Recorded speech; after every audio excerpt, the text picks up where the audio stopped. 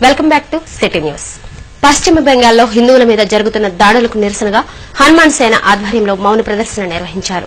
మమతా బెనర్జీ నాయకత్వంలో పశ్చిమ బెంగాల్లోని హిందువుల పరిస్థితి కాశ్మీర్లోని హిందువుల పరిస్థితి లాగా తయారైందని హనుమాన్ సేవ నాయకులు విమర్శించారు. దేవాలయాల మీద హిందువుల ఇళ్ల మీద దాడులు నిత్యకృత్యాలయ్యాయన్నారు. హిందూ స్త్రీల మాన ప్రాణాలకు రక్షణ లేకుండా పోయిందని, ఈ పరిస్థితిలో అక్కడ కేంద్రం జోక్యం చేసుకుని న్యాయం చేయాలని కోరారు.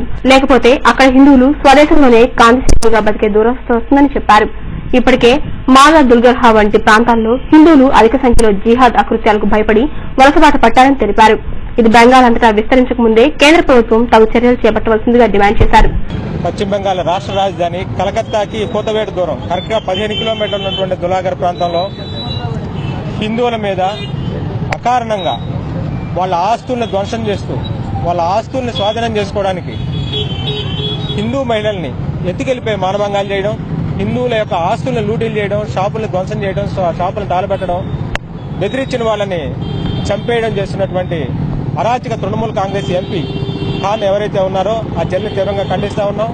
అదొక్క పశ్చిమ బెంగాల్కే పరిమితం కాదు, మిగతా రాష్ట్రాలకు కూడా మెల్లగా పాకేటువంటి ద్వేషభావాల్ని వాళ్ళు విషబీజాలని మైనార్టీ మనసుల్లో వాళ్ళు బీజాలు నాటుతూ ఉన్నారు.